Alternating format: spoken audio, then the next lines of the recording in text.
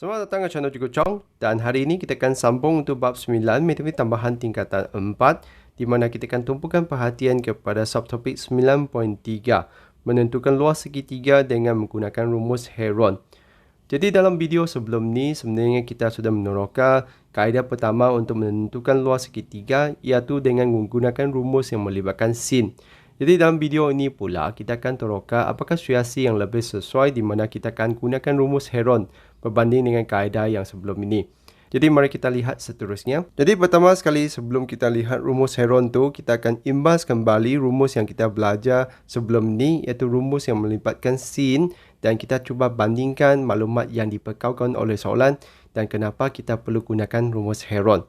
Jadi bandingkan dengan yang lepas, kita perhatikan untuk rumus yang melibatkan sin tu, maklumat yang kita perlukan tu adalah kita mesti perlukan dua sisi dan satu sudut kandung. Contohnya untuk rumus yang pertama ni, kita akan gunakan sin C. Maksudnya kita perlukan sudut C, lepas tu kita perlukan nilai untuk panjang sisi A dan B. Jadi inilah tiga maklumat yang kita perlukan semasa kita kirakan luas segitiga menggunakan rumus yang melibatkan sin. Jadi sekarang pula kita cuba bandingkan dengan untuk rumus Heron ni. Jadi untuk rumus Heron ni adalah digunakan apabila kita dibekalkan ketiga-tiga sisi itu. Maksudnya kita dibekalkan ketiga-tiga panjang sisi sahaja tanpa diberi sudut. Jadi itulah kenapa kita perlu gunakan rumus Heron berbanding dengan rumus yang melibatkan sin tu. Jadi untuk yang rumus Heron ni kita perhatikan apabila segitiga itu hanya diberi ketiga-tiga panjang sisi itu, rumus Heron kita tu kita akan mulakan dengan kirakan semi perimeter. Semi perimeter tu, semi itu pun anda sudah tahu, semi ini sebenarnya adalah separuh lah. Contohnya semi bulatan, semi final, separuh akhir, dan jadi ada semi itu anda perlu tahu adalah separuh. Jadi separuh daripada perimeter tu, maksudnya kita jumlahkan perimeter tu bahagi 2. Jadi kita akan carikan S dahulu, selepas tu kita akan gantikan ke dalam rumus sahaja. Jadi rumus Heron tu adalah gunakan luas sama dengan punca kuasa 2. Lepas tu kita ada semi perimeter ni akan darab dengan hasil tolak semi perimeter dengan setiap sisi itu. Jadi sebenarnya agak mudah untuk kita ingatkan lah. Jadi kita akan lihat satu contoh bersama macam mana kita gunakan rumus Heron ni untuk menentukan luas segitiga. Dan kemudian saya akan gunakan kaedah yang melibatkan sin tu untuk tunjukkan kepada anda kenapa kita lebih sesuai gunakan rumus Heron apabila ketiga-tiga panjang sisi itu diberi. Jadi mari kita telitikan kaedah penyelesaiannya. Jadi kita akan lihat dahulu cara menggunakan rumus Heron ni. Jadi pertama sekali kita mesti kena carikan kita punya semi perimeter. Jadi semi perimeter tu kita hanya jumlahkan perimeter kita tu bahagi dengan 2. Jadi di sini kita boleh labelkan kita punya sisi ABC itulah. Jadi anda perlu tahu sisi kita tu akan bertentangan dengan kita punya sudut. Contohnya ini adalah kita punya A, ini adalah kita punya B, dan ini adalah kita punya C. Jadi untuk rumus Heron ni kalau anda campur aduk ABC tu pun tak apa, tapi untuk rumus yang melibatkan sin tu anda mesti kena telitikan sisi dengan dia punya sudut. Jadi anda perlu tahu bahagian tu. Tapi lebih baiklah kita berlatih macam mana kita labelkan kita punya sisi jugalah. Iaitu kita punya sisi itu adalah bertentangan dengan kita punya sudut tu. Macam tu. Okay, jadi di sini saya akan jumlahkan perimeter tu. Lepas tu bahagi 2, 5.5. Tambah dengan 12.3. Tambah dengan 9.6 bahagi 2. Jadi lepas tu tekan kalkulator aja. 5.5 tambah 12.3 tambah dengan 9.6. Lepas turun bawah bagi 2. Jadi dapat 13.7. Selepas tu kita hanya masukkan ke dalam rumus luas jam bawah ni. Iaitu kita akan punca kuasa 2. Lepas tu darabkan kita punya semi perimeter tu dengan hasil tolak semi perimeter dengan setiap sisi. Jadi 13.7. Okay, sama juga kalau anda tidak ikut susunan ABC itu pun tak apalah, sebab memang kita akan tolakkan ketiga-tiga sisi itu. Cuma yang di sini sebab saya nak tunjukkan anda macam mana kita label dengan betul lah. Jadi di sini 13.7 tolak dengan B. Lepas tu harap lagi dengan kita punya sisi C 13.7 tolak dengan 9.6. Lepas tu kita sebenarnya hanya tekan kalkulator aja. Ditekan kalkulator, punca kuasa 2. 13.7, buka kurungan, 13.7, tolak 5.5. Lepas tu kurungan lagi 13.7, tolak dengan 12.3. Dan kurungan lagi 13.7, tolak dengan 9.6. Jadi kita akan dapat ni 25.39 cm persegi. Jadi sebenarnya agak ringkas sajalah. Apa yang kita perlu buat tu, kita akan carikan kita punya semi perimeter. Lepas tu kita masukkan ke dalam rumus tu. Dan rumus ni sebenarnya pun agak senang untuk kita ingat. Iaitu kita hanya sekadar memulakan dengan semi perimeter. Lepas tu darabkan dengan hasil tolak semi perimeter dengan setiap sisi. Lepas tu punca kuasa 2 saja. Jadi sebenarnya kita perlukan kalkulator tu untuk membantu kita buat kiraan sahajalah. Asal kita masukkan maklumat tu dengan betul ke dalam rumus sahaja. Jadi seterusnya saya juga akan tunjukkan kaedah alternatif lah. Iaitu kalaulah anda nak gunakan kaedah yang pertama untuk carikan luas tu, apa yang kita perlu buat. Lepas tu anda bandingkan sendirilah kaedah mana satu yang lebih efisien untuk mengirahkan luas segitiga bagi keadaan macam ni. Jadi mari kita lihat kaedah alternatif. Jadi kaedah alternatif tu maksudnya apa?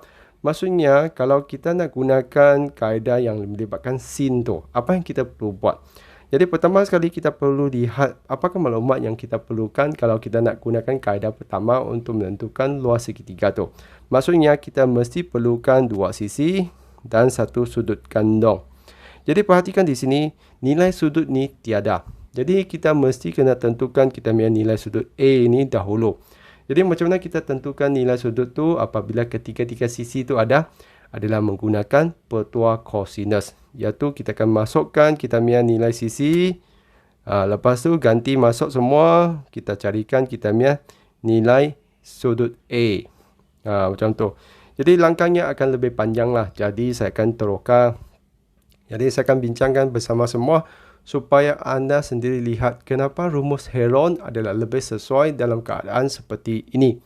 Jadi kita akan masukkan di sini. Jadi sebelum tu saya labelkan kita punya sisi ABC itu. Jadi ini adalah A, ini adalah C, ini adalah B. Jadi anda perlu tahulah supaya anda tahu sudut mana satu yang anda tentukan. Sudut yang ditentukan tu adalah A di sini ya. Jadi kita masukkan ke dalam rumus 5.5 kuasa 2 sama dengan 12.3 kuasa 2 tambah dengan 9.6 kuasa 2 tolak dengan kita punya 2BC iaitu 2 darab dengan 12.3 darab dengan kita punya 9.6 cos A. Jadi seterusnya kita perlu pindah-pindahkan lah. Jadi kalau anda tak mau tekan kalkulator dahulu, anda boleh pindahkan semua lepas tu baru tekan sekaligus pun boleh. Maksudnya adalah kita akan tolakkan. Jadi dalam kita punya buku teks tu, dia sebenarnya tidak terokarkan dengan terperinci lah. Jadi saya tunjukkan lah. Jadi yang tambah tu pindah ke sebelah akan jadi tolak. Lepas tu yang ni depan tu darab akan menjadi bahagi. Jadi bahagikan di bawah lah. Jadi saya lebih suka untuk pindahkan semua ke sebelah. Lepas tu baru tekan kalkulator tu sekaligus. Lepas tu kita akan lihat apakah nilai cos A tu lah.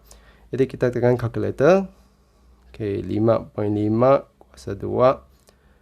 Tolak dengan 12.3 kuasa 2. Tolak lagi 9.6 kuasa 2. Lepas tu bahagi dengan negatif 2 kurungan 12.3 lagi 9.6. Jadi kita akan dapat ni adalah sifar perpuluhan 9 sifar 2. Okey, kita boleh gunakan 28.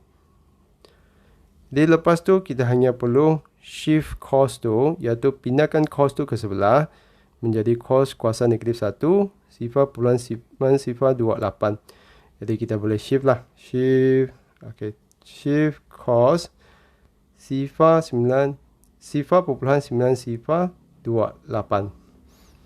Jadi kita akan dapat ni adalah 25.47 darjah.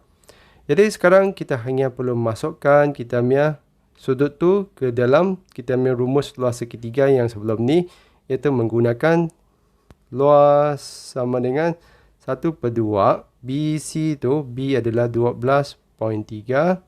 C gitu adalah 9.6. Dengan kita punya sudut tu iaitu sin 25.47 darjah. Jadi tekan masuk ni 1/2. Lepas tu 12.3 darab dengan 9.6 sin 25.47. Jadi kita dapat ni adalah 25.39 cm persegi. Jadi kita cuba bandingkan jawapan ini dengan jawapan yang sebelum ni 25.39. Jadi jawapan yang untuk rumus Heron pun sama juga 25.39. Jadi kalau kita perhatikan, kaedah yang dua-dua ni memangnya akan dapatkan jawapan yang sama lah. Cumanya untuk keadaan ni jelas sekali menggunakan kaedah rumus Heron ni adalah lebih mudah lah. Sebab kenapa?